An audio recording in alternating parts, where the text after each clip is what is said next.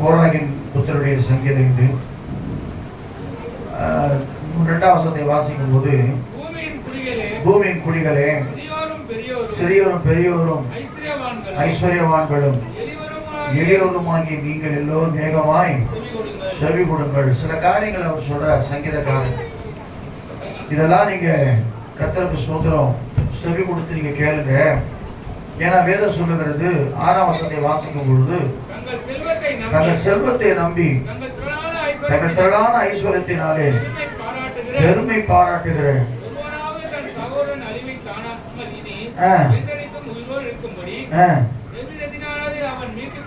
மீட்டுக் கொள்ளவும்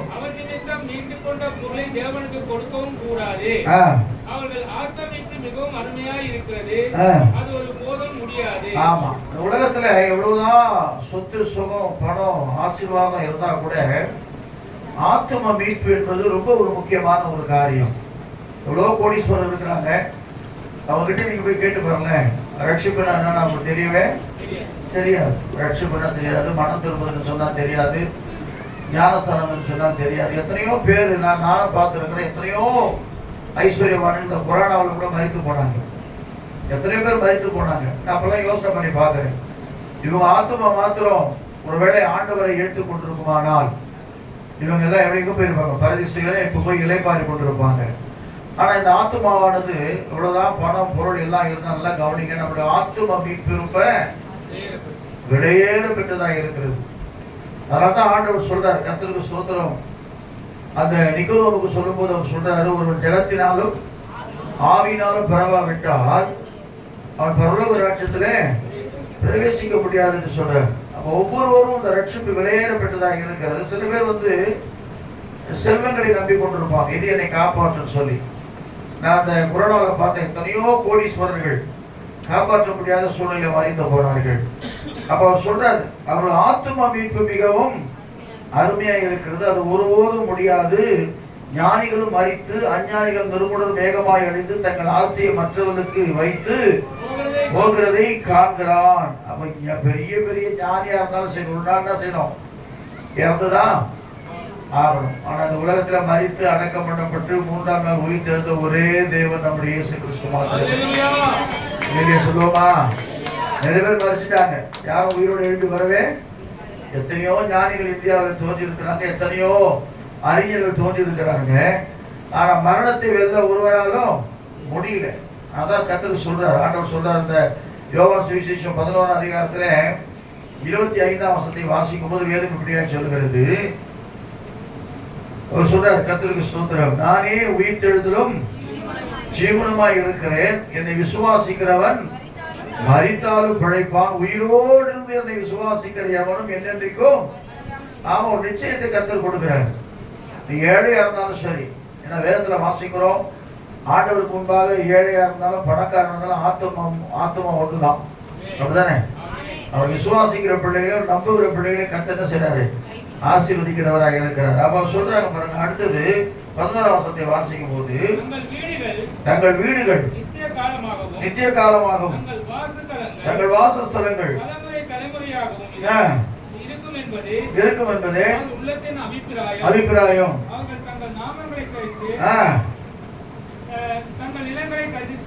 தருகிறார்கள். ஆகிலும் கனம் பொருந்தியவனாக இருக்கிற மனுஷன் நிலைத்திருக்கிறதில்லை, அழிந்து போகும் ஒப்பாய் இருக்கிறான். வசனம் வந்தது, நானும் யோசனை பண்ணுவேன் அடிக்கடி. ஒரு சம்பவத்தை சொன்னாங்க ஒரு யூடியூப்ல.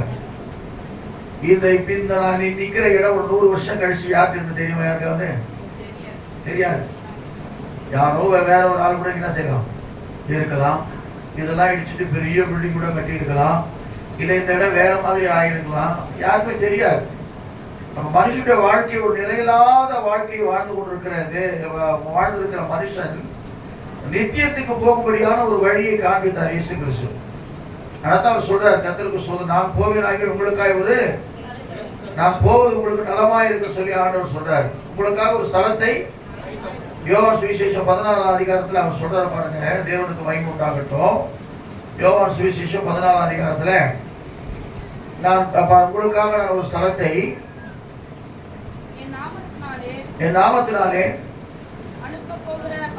ஆவியாக தேற்றரவான எல்லாவற்றையும் உங்களுக்கு போதித்து நான் உங்களுக்கு சொன்ன எல்லாவற்றையும் உங்களுக்கு நினைப்பூட்டுவார். நான் போவேனே சொல்லி ஸ்தோத்திரம். கர்த்தர் நல்லவராய் இருக்கிறார். நான் போகிறது உங்களுக்கு பிரயோஜனமாய் இருக்கும். நான் போகாதிருந்தால் தேற்றரவாளன் உங்களிடத்தில் வரார். நான் போவேனாகில் அது இல்லம்மா, உங்களுக்காக ஒரு ஸ்தலத்தை ஆயத்தம் பண்ண போகிறேன்னு சொல்லி ஒரு வசனம் வந்து அப்ப நமக்காக ஒரு ஸ்தலத்தை கர்த்தர் செய்யறாரு, ஆயத்தம் பண்ணி கொண்டிருக்கிறார். அந்த வேலை முடிஞ்ச உடனே நம்மளை கூட்டு போடுகிறான். சொல்லுவோமா? அப்போ அதான் வேதம் சொல்லுகிறது, இதுதான் அவர்கள் வழி, இதுதான் அவர்கள் பைத்தியம், ஆகியோர் அவர்கள் சந்தேகம் சொல்லி மெச்சிக்கொள்ளுகிறார்கள். நல்லா கவனிக்கிற கண்மான தேவ பிள்ளைகளே. அதே போல இன்னொரு காரியம் ஒன்று இருக்குது. 16 வசனத்தை வாசிக்கும் போது, ஒருவன் ஐஸ்வர்யவானாகி அவன் வீட்டின் மகிமை பெருகும் போது நீ பயப்படாது. நம்ம யோசிப்போம், என்னடா நம்ம இத்தனை வருஷமா விசுவாச வாழ்க்கை வாழறோம், ஆனா கர்த்தர் நமக்கு ஒரு அற்புதமும் பண்ணல. அவன் ரொம்ப துன்மார்க்கனா இருக்கிறான், என்னென்னமோ தப்பு பண்றான், ஆனா அவன் என்ன செய்யறான்? பெரிய பங்களா கட்டி பெரிய ஊரெல்லாம் கொள்ளடிக்கிறான், எல்லாம் செய்யறான், பெரிய பங்களா எல்லாம் கட்டி இருக்கிறான், வசதியா வாழறான். நம்மகிட்ட ஒண்ணுமே. நல்லா கவனிங்க. நேற்று கூட லூக்கா சுவிசேஷத்துல படித்து கொடுத்த ஐஸ்வர்யவான் லாசரு. ஐஸ்வர்யவான் இல்லம்மா, நான் சொல்றது நீங்க சொல்ல விட மாட்டேங்க. ஐஸ்வர்யவான் லாசரு தெரியுமா உங்களுக்கு? அது சொல்ல வந்தேங்க. ஐஸ்வர்யவான் லாசரு ஒரு ஐஸ்வர்யவான் இருந்தான். அவன் சம்பளமாய் சாப்பிட்டு நல்லா அழகா திருப்தியா இருந்தான். ஆனா பக்கத்துல யார் இருந்தது? ஒரு பிச்சைக்காரன். அவர் ஒண்ணுமே சரியாது. அந்த மேஜிலிருந்து விழுகிற அந்த மீதியை சாப்பிட ஒரு ஆசையா இருந்தாரு. 2 பேரும் இறந்துட்டாங்க. பரலோகம் போனா ஆபிரகாமுடைய மடியில் யார் இருக்கு? லாசரு இருக்கிறான். அப்படிதான் அவர் சொல்றாரு, ஐஸ்வர்யவான், ஐயோ நான் எதுவுமே பண்ணாம வந்துட்டேன், எதுவுமே எனக்கு எவ்வளவு கொடுத்த சந்தர்ப்பத்தை நான் எதுவுமே செய்யாம போயிட்டேன்னு சொல்லி ரொம்ப வேதனைப்படுறேன். அதனால எனக்கு அன்பான தெய்வ பிள்ளைகளை கர்த்தருக்கு சொல்ற வேதம் சொல்லுகிறது,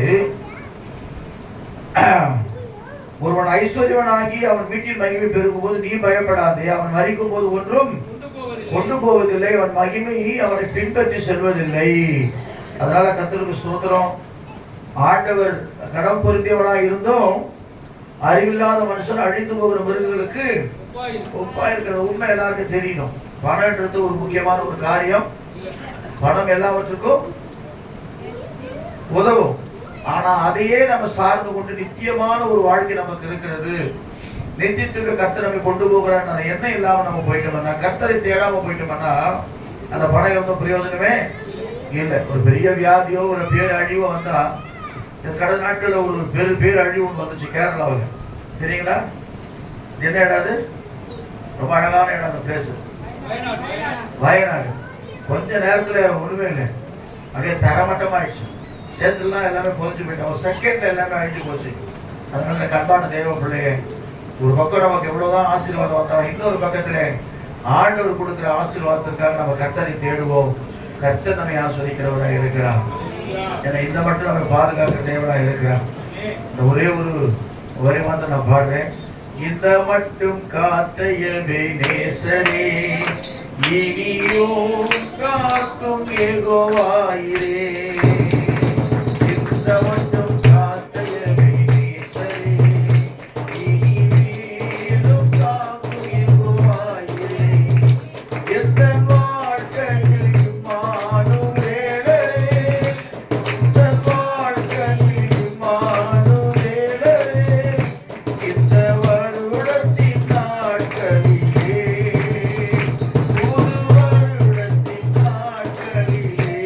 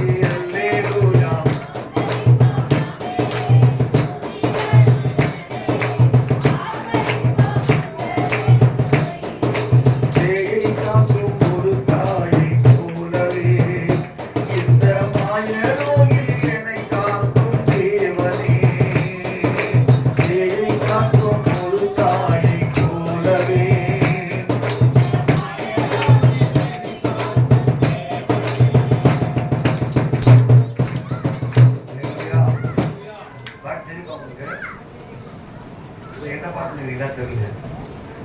நான் தான் சட்டு நிறுத்தினேன். தெரிஞ்சா கூட சேர்ந்து பாடணும். இல்லைன்னா பழைய பாட்டை எதனால பாடிக்கினே போயிடும்.